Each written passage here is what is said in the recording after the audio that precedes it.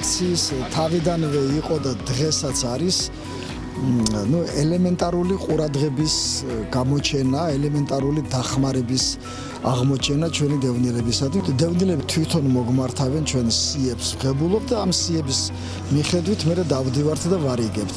ამასთანავე არის რამდენიმე ოჯახი, მათ შორის ზუგდიდში, რომლებსაც ჩვენ ამ ჰუმანიტარულ დახმარებას თვეში ერთხელ ვაძლევთ. ასეთი ზუგდიდში არის 8 თუ 10 ოჯახი. არიან სხვა ქალაქებშიც, ქუთაისში, თბილისში.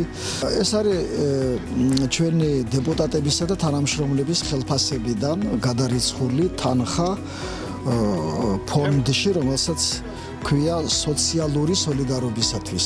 სოციალური პროექტები ხორციელდება, რომელიც არასაკმარისია. ვიცი რომ აქ არის ძალიან სერიოზული პრობლემა ტრანსპორტით 7-8 კილომეტრი უწევთ ბავშვებს და მოსახლეობას სიარულის ცენტრიდან. ეს ძალიან სერიოზული პრობლემა.